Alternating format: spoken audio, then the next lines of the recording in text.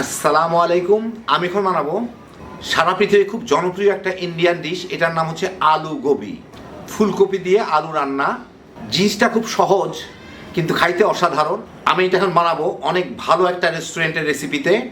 তো এখন ফুলকপির সিজন, কেবল নতুন ফুলকপি আসা শুরু হয়েছে, যেগুলোর টেস্টও অনেক ভালো হাইব্রিডের থেকে।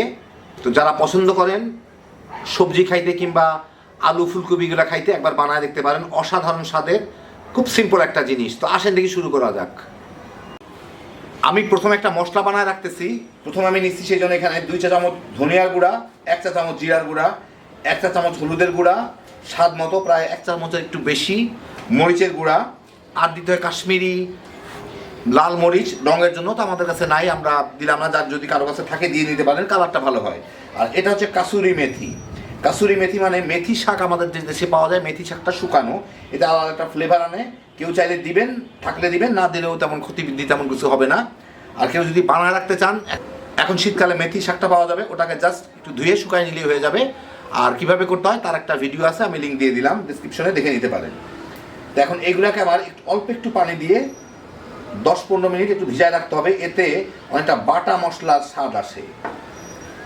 এগুলো তো শুকনো মশলা, তো একটু ভিজায় রাখলে একটু ফুলে ফ্লেভারটা ভালো পাওয়া যায়, সেই জন্যই আর কি, আর কোনো কিছু না। ব্যাস, এটা ফুটতে থাকুক, সেই ফাঁকে আমি বাকি রান্নাটুকুতে চলে যাই।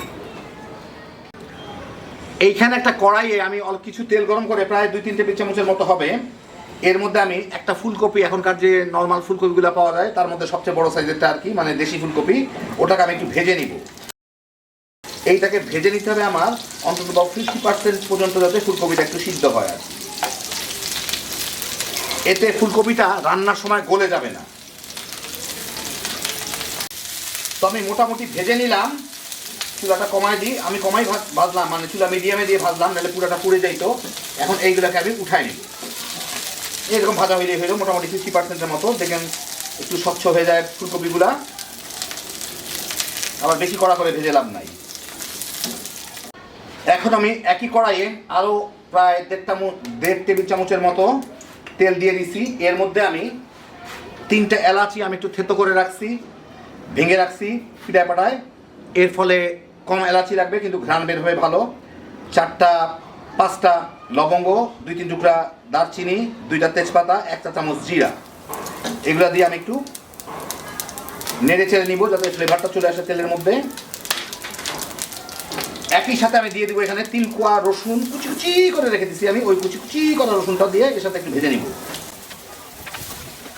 আমি কিন্তু হাই হিটে রান্না করতেছি, এটা রেস্টুরেন্টের রেসিপি। রেস্টুরেন্টের সমস্ত রান্না সবসময় হাই হিটে হয়। আচ্ছা, এখন মোটামুটি ভাজা হয়ে গেল, দেখেন সাথে সাথেই প্রায়। এখন আমি এর মধ্যে দিব 1 কাপ পেঁয়াজ কুচি, কুচি কুচি করে রাখা পেঁয়াজ। এইটাকে একটু ভেজে নিব এর সাথে। দ্রুত নাড়ার উপরে রাখতে হবে, কারণ রসুনটা যাতে খুব বেশি পুড়ে না যায়। পেঁয়াজের রসে রসুনটা যাতে মোটামুটিভাবে এই একই রকম থাকে। এই মিনিট 2-1-এর মধ্যেই দেখেন পেঁয়াজটাও বাদামি হওয়া শুরু করছে। এখন আমি এর মধ্যে দিয়ে দিব 1 চা চামচ আদা রসুন বাটা, দিয়ে একটু নেড়ে চেড়ে নিব যাতে আদা রসুনের পানিটা চলে যায়, ভাজা ভাজা হয় একটু আর কি। এই 15-20 সেকেন্ড আদা রসুনের পানিটা চলে গেলেই শব্দেই বোঝা যাবে, দেখেন সাউন্ড কমে গেছে। এখন আমি বাটা মানে ভিজানো মশলাটুকু এর মধ্যে দিয়ে দিব, একটু নেড়ে দিই।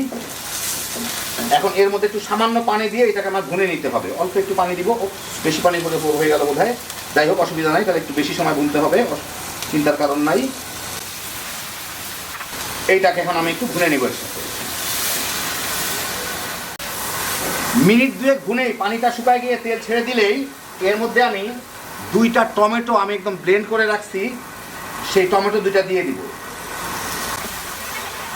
অনেক দামে কেনা, চেঁচে পুচে দিয়ে দিই সব। এখন 140 টাকা করে কেজি।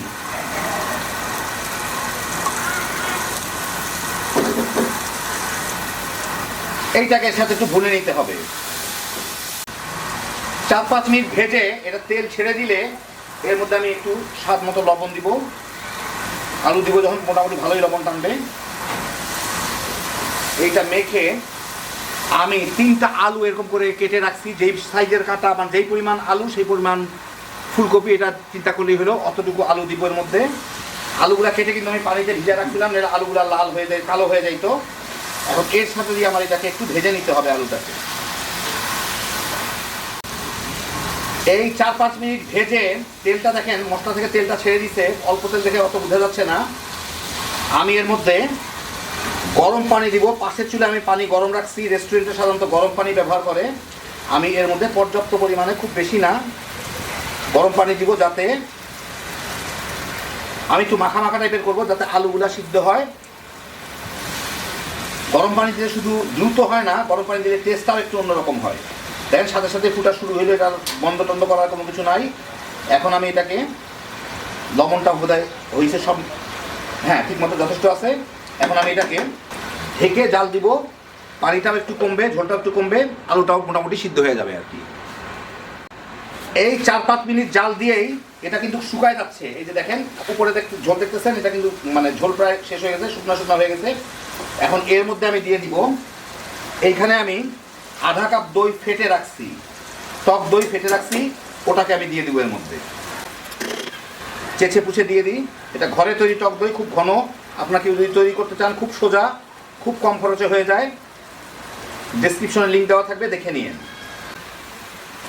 এইটাকে দিয়ে একটু মেখে একটু ভুনতে হবে, মানে নাড়াচাড়া করে একটু জাল দিয়ে নিতে হবে আর কি।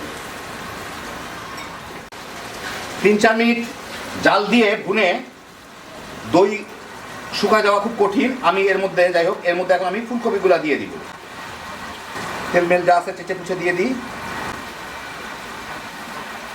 এর সাথে একটু ভালো মতো মেখে দেখতে হবে, যদি পানির প্রয়োজন হয় তাহলে পানি দেওয়া দরকার, আর প্রয়োজন না হলে দরকার নাই। তাও আমার মনে হচ্ছে অল্প একটু পানি আমার দিতে হবে।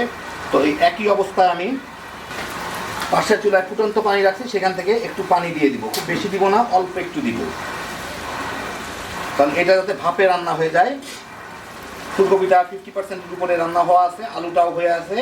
এখন এটাকে একটু সাবধানে কম আঁচে রান্না করব, যাতে দুইটাই সুন্দর মতো সিদ্ধ হয়ে যায়, আর কিছু করার নাই। এটা এই ভালো মতো একটু মাখায় দিই,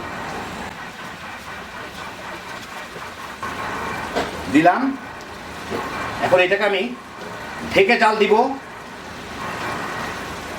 যাতে ভালো মতো সিদ্ধ হয়ে যায় সবটাই। 2-1 বার হয়তো নেড়ে দিব আমি। মিনিট 10 জাল দিয়ে আমি কয়েকবার নেড়ে দিছিলাম। দেখেন ঝোলগুলো প্রায় শুকায় গেছে, মাখা মাখাই। এটা ঝোল রাখা, অত একটা ঝোল রাখার ব্যাপার না, এটাই যার যার পছন্দ মতো ঝোল রাখতে পারেন। একটু চাপ দিয়ে দেখবেন যে আলু সিদ্ধ হয়েছে নাকি। আলুগুলো যদি সিদ্ধ হয়, এই যে চাপ দেওয়ার সাথে সাথে আলুগুলো ভেঙে যাচ্ছে, বাস হয়ে গেল। একদম খুব বেশি গলা লাভ নাই, তাহলে আলু কিন্তু একদম পুরা গলে যাবে। গলে গেলে আবার অত খেতে ভালো লাগবে না, যে যার মতো পছন্দ মতো রাখবেন। আমার হয়ে গেছে। আর দেখেন ভেজে নেওয়ার জন্য, এই চুলাটা আমি বন্ধ করে দিই, ভেজে নেওয়ার জন্য এই ফুলকপিগুলোও সিদ্ধ হয়েছে, কিন্তু আস্তে আস্তে আছে। এখন আমি আপনাদেরকে এটা আমার অসাধারণ সৌন্দর্য জ্ঞান দিয়ে একটু ডেকোরেশন করে দেখাবো। তার সেই জন্য আমি দেখা দিচ্ছি, এই যে দেখেন, এই যে আদা, রেস্টুরেন্টের আমি রেসিপিতে করতেছি, সেই জন্য ওদের মতোই করলাম। আদা এরকম চিকন চিকন কুচকুচি করে নিতে হয়। মরিচগুলো একটু তেসরাভাবে কাটতে হয়, যাতে একটু ডিজাইন লাগে আর কি, দেখতে সুন্দর লাগে। ওদেরও সৌন্দর্য জ্ঞান আছে, তো খালি আমার একার আছে তা তো না।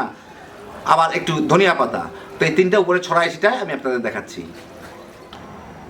তো এই দেখেন হয়ে গেল আমার দারুণ মজার আলু গোবি, একদম দামি রেস্টুরেন্টের রেসিপিতে হুবহু ওদের মতো বানাইলাম, কোনো কিছু কম বেশি কোনো কিছু দেইনি আমি।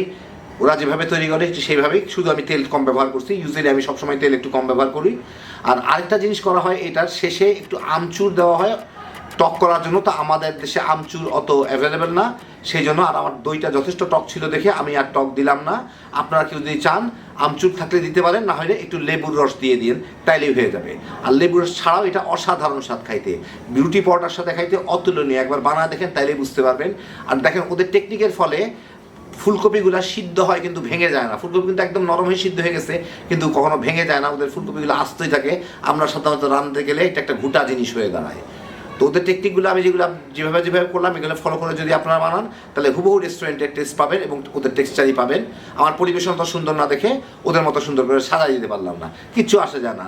খাইতে হ্যাপি জোশের একটা আইটেম। তো দেখে গেলেন, খালি বানাইবেন আর তামা করে খায় ফেলাইতে পারবেন। আল্লাহ আপনাদের সবাইকে ভালো রাখুন, সুস্থ রাখুন, নিরাপদে রাখুন। ইনশাআল্লাহ বেঁচে থাকলে আবার দেখা হবে। আল্লাহ হাফিজ।